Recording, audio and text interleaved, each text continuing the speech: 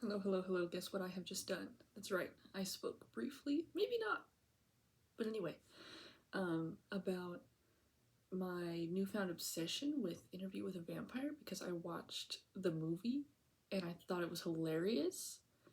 And then I watched the show, and then the show was not as hilarious. So sad. Um, but I enjoyed the show. The show is actually good. Okay, compared to the movie. But I did something that I have really never done before, which was I immediately went to Half Price Books to buy the book. I don't read books, guys. Not to sound even dumber than probably everyone already thinks I am, but I don't ever read books. And you know what? In my defense, I feel like this may have something to do with, you know how like people have different uh amounts of ability to visualize things in their mind. Like some people can just like perfectly see whatever. And then some people like can't at all. I'm one of the people that can't at all. So, you know, I'm not really seeing things in my head when I'm reading. It's not like I, get nothing out of it. It's not like I can't read. Like I'm understanding it. It's just like I'm very much just reading words. Like some people really describe it like there's all this stuff going on and I'm like, not I. Like when I'll watch like movies that are based on books and stuff, and people will be like, wow, he doesn't look anything like how I imagined he did when I read the book. And I'm like, you were imagining that he looked like something? Not I, anyway. But yeah, so I finished the first book in one day. I know, even me who never reads, I read 340 pages in like 3 hours. Yeah, I did. You can't really flip your hair very well. But also, I read the like thing because this obviously is not. It has the first three books in it, which is convenient. But also, it was $12. I hate it here. Yeah, this was actually originally $22. Anyway, it's 3 books. Be calm. But the description for the second book says, once an aristocrat from pre-revolutionary France, now a rock star in the decadent 1980s, and I was like, oh no. Please help. But also, he was alive in pre-revolutionary France?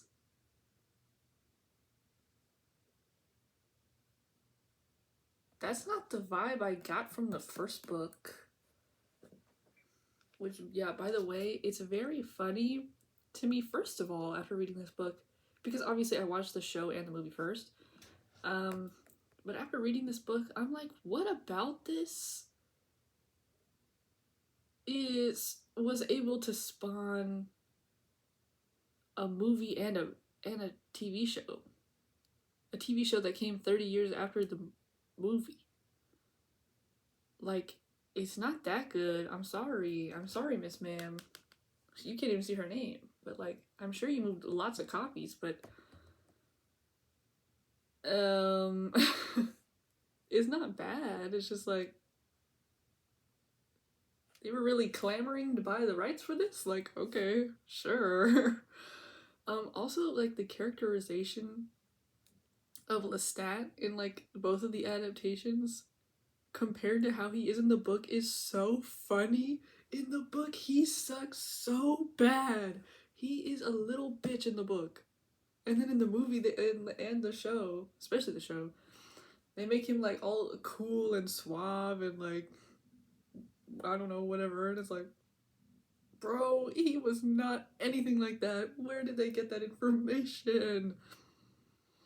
Also, well, first of all, from reading the Wikipedia page for the movie, before I read the book, first of all, I found out that apparently Oprah went to the premiere of the movie and like left immediately because she was like, that was demonic. And that's so funny to me. Like, what did you expect? It has vampire in the title. in the title, Miss Winfrey. But also it's really funny, so like thank you for doing that, because that's absolutely hilarious. But more importantly, what I learned is apparently they were originally going to have Cher play the role of Louis, because they were like, we don't want any gay people, so we can't be having Tom Cruise and a man in a movie. We gotta have Tom Cruise. Which, by the way, was it originally going to be Tom Cruise? Because Tom Cruise and Cher is an insane pairing. I'm not sure if at that time in development when they were gonna do Cher, if they were thinking of Tom Cruise, but I hope not, because that would be weird. But anyway, they obviously decided not to do that, which I thought meant that, like, in the book, Lestat and Louis were, like, I don't know, together, or like have some type of romantic interest, because also, like, that was, you know, the implication of the movie, and that was, you know, explicitly said in the show. But like the book, I'm so confused of how that notion came to be in the adaptations, because like Louis hates him so much like the whole time. Like he's just constantly roasting him in these long poems. Like he does not like this guy. I don't know, like I don't know where this was born out of, because first of all, maybe the more maybe what's more supported by the book is that Louis is a little bit too close to Miss Claudia, Miss 5-year-old, I mean eternally 5 years old Claudia, and it's like, who's going to jail? Nobody, I guess, because it's like 1800s, so they don't care.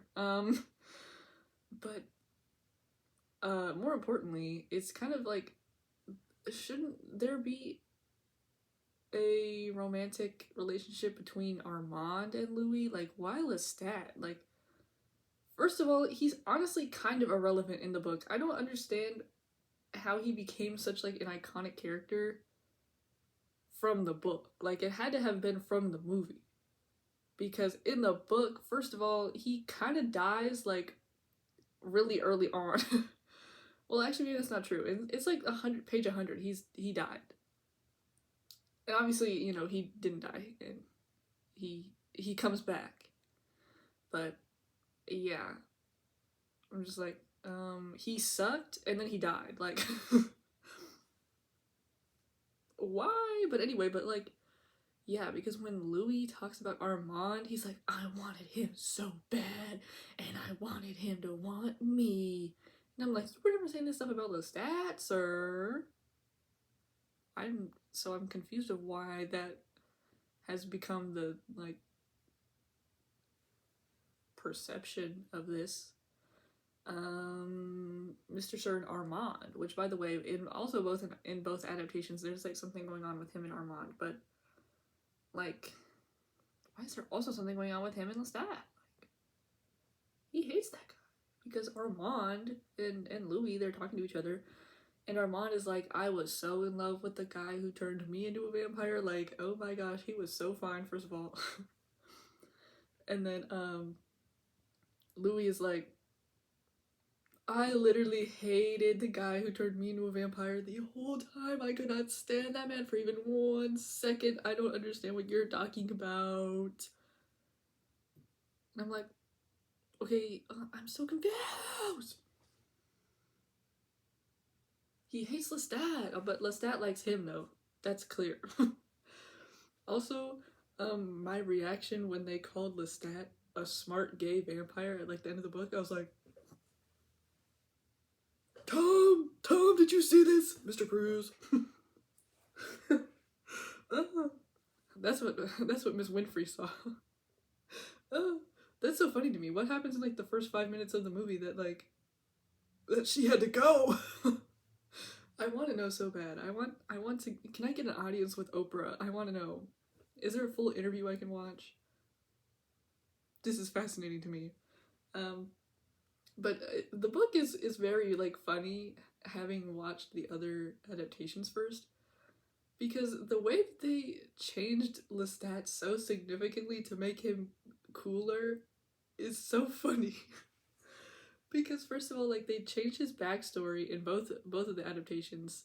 I guess in the movie, like they don't really give him a backstory, so that the viewer kind of just like reads in a cool backstory for him. They're like, wow, he must slay, and he must be like really old.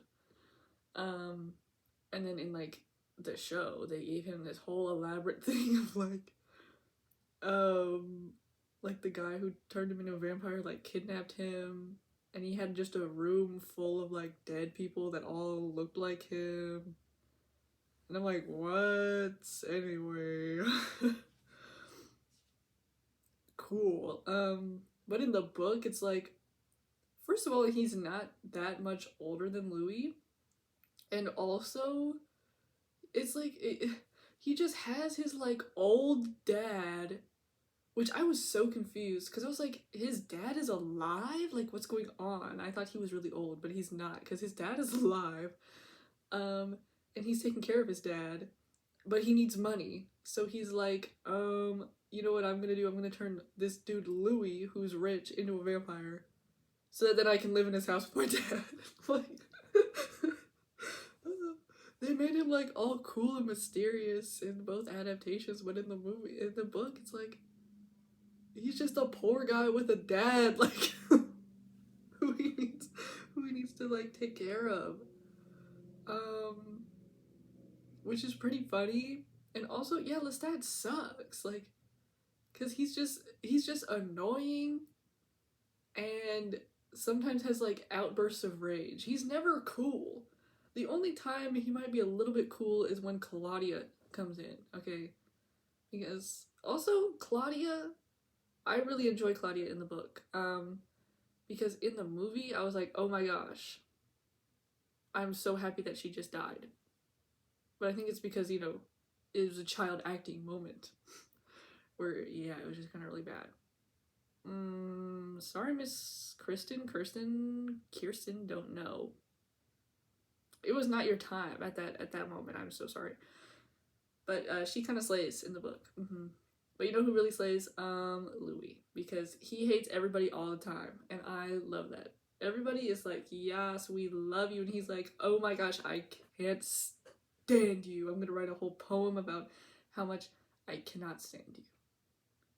Also, the format of this book is kind of bizarre, which I guess it makes me excited to see what the format of the ones that follow it are, because, yeah, I mean, the format of this is that it's an interview, but I feel like that's only to its detriment. I feel like what they should have done instead was make it be like a Diary of a Wimpy Kid situation, where like, we can, like, it just starts and it's like, hey, what's up guys, I'm Louis and I'm writing my diary now. Here's like everything that's happened to me in like the past 200 years. I think that would have been better, because then you can still like address the audience without everything being in quotations, which was annoying. I was like, oh my gosh, everything is in quotations. I kind of can't tell like who's talking sometimes, because everything is a quote within a quote. And then like the interviewer occasionally pops up, and he doesn't really say anything interesting anyway, so he could have just been removed. Much like Mr. Sir Christian Slater in the movie. Bye. But also, when I got this book, okay, I was with my dad, because I don't have a car. So I was like, take me to the bookstore at once. Do you like how like empty my wall is? I actually got a giant happy birthday My Little Pony banner from a like liquidation store for $2, and I'm gonna put it up, but I haven't put it up yet. But anyway, I went to the store, okay, which by the way, this was in the horror section, and I was like really confused, because I was over here scouring the fiction section, and I was like, how do they not have a single one of these ladies' books? They were in the horror section. What about this? What about this? Tell me, Half Price Books employees. But anyway, he was like, you want that? Like, what's going on? I remember reading that book and thinking it was the worst thing I'd ever read in my life. And I understand why he said that. I'm not gonna lie. It's not that good.